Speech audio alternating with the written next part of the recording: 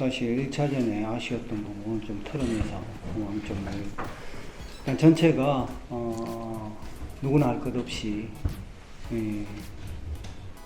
전체의 선수들이 이기고자 하는 어떤 간절함이 일단 좋았던 것 같고 아시다시피 상하이 상황이 중국에서는 최고의 팀이고 그 팀을 맞아 저희들 나름대로 준비한 게 수비적으로 일단 상대가 공격이 굉장히 좋은 그 부분에 대해서 전방 압박 그리고 공간을 최대한 줄이고 또 좀 더 빠른 수비 반응 이걸 요구를 했었습니다.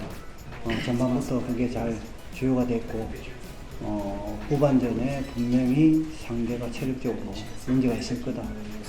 그래서 좀 교체를 통해서 돌파구로 마련하겠다. 이런 전략을 세우고 그게 잘 맞아떨어진 것 같고 또 오늘 승리의 원동력 가장 물론 다 선수들이 열심히 뛰어줬지만 전반전에 만약에 임평국 선수의 선방이 없었다면 굉장히 어려운 경기가 되지 않았을까 하는 생각입니다.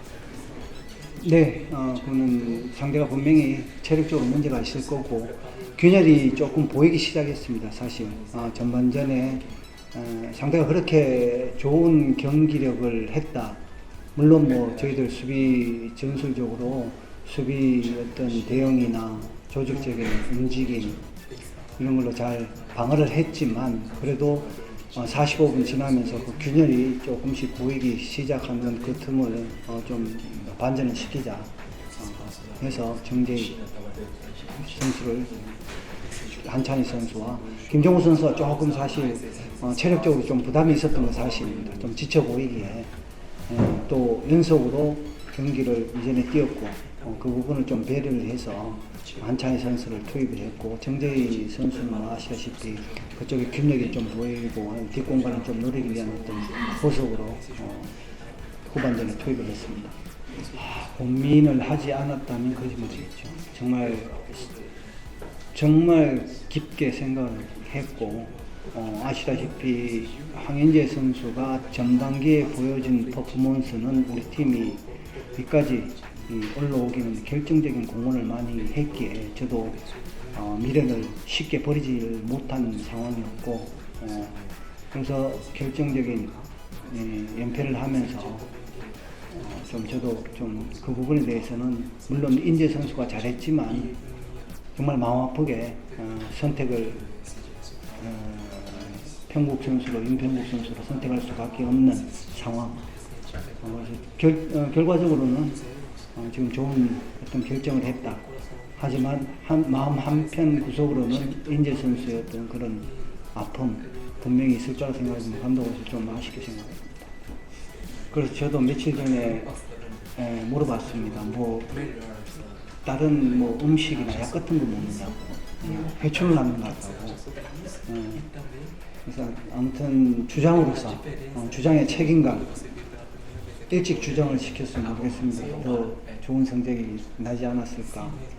제가 와서 원델손을 선택해서 주장의 위치를 역할을 맡겼는데 지금까지는 정말 잘 해주고 있고 선수들도 잘 따르고 그러니까 앞으로도 조금 더 모든 선수들의 나이 어린 선수들 기감이 되고 있는 사실입니다.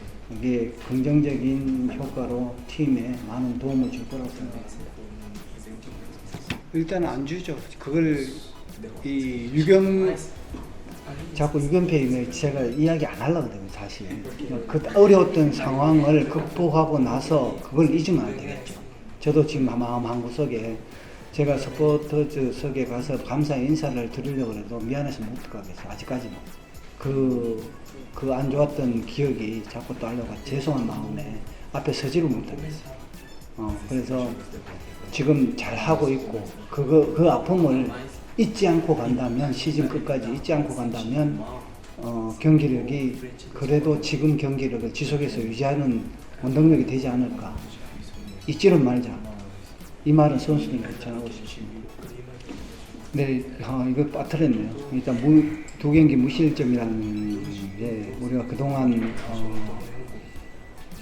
안 좋은 상황이나 실점을 또 많이 하는 부분에 굉장히 마음이 걸렸었는데 이 한 선수의 어떤 선방 이전에 좀 수비적으로 앞쪽으로 보면 이규백 선수 물론 신인이지만 그래도 예상 밖의 역할을 해주고 전체가 전방에서부터 수비 조직적으로 전방 압박 그리고 미들 압박 밑에 내렸었을 때 압박 이런 부분들이 선수들이 조금씩 더 자기 역할에 대해서 충분히 인지를 하고 있고 그런 것들의 역할에 대해서 충실히 하나하나씩 수행하다 보니까 이 무실점의 결과가 나오지 않았나 이런 생각이 들고 제 느낌으로는 지속해서 이런 일단 분위기가 연승 분위기 결과가 좋게 나니까 이 분위기가 사실 만들기가 쉽지 않거든요.